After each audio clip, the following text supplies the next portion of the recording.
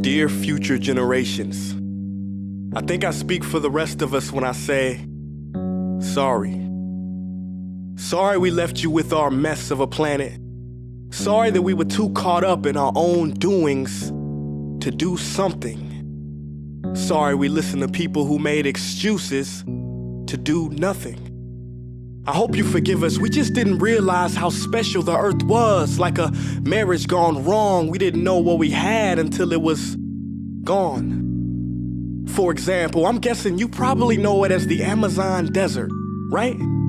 Well, believe it or not, it was once called the Amazon rainforest, and there were billions of trees there, all of them gorgeous. And oh, you don't know much about trees, do you?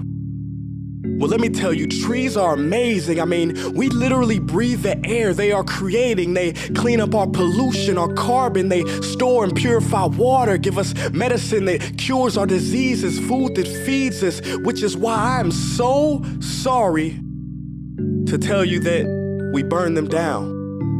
Cut them down with brutal machines, horrific, at a rate of 40 football fields every minute. That's 50% of all the trees in the world gone in the last 100 years. Why? For this.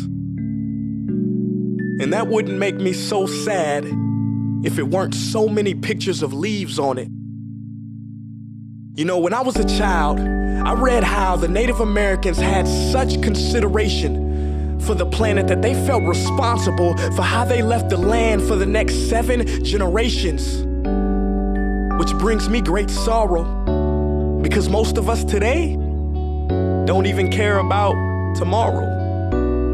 So I'm sorry. I'm sorry that we put profit above people, greed above need, the rule of gold above the golden rule. I'm sorry we use nature as a credit card with no spending limit, overdrafting animals to extinction, stealing your chance to ever see their uniqueness or become friends with them. Sorry we poison the ocean so much that you can't even swim in them.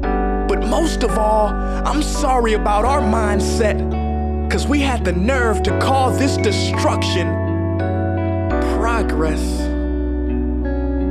Hey Fox News, if you don't think climate change is a threat, I dare you to interview the thousands of homeless people in Bangladesh. See, while you were in your penthouse nestled, their homes were literally washed away beneath their feet due to rising sea levels.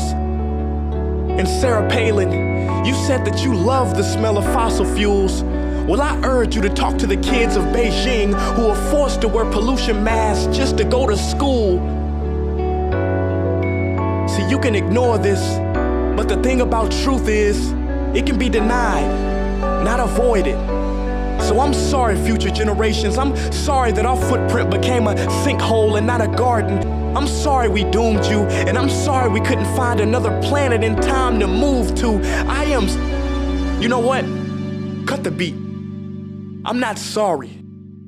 This future, I do not accept it, because an error does not become a mistake until you refuse to correct it. We can redirect this. How? Let me suggest that if a farmer sees a tree that is unhealthy, they don't look at the branches to diagnose it, they look at the root.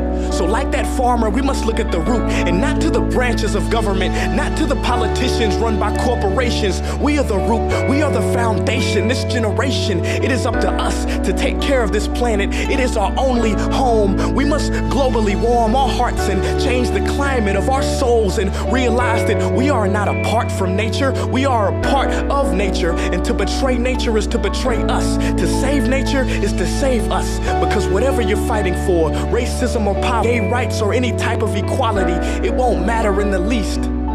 Because if we don't all work together to save the environment, we will be equally extinct.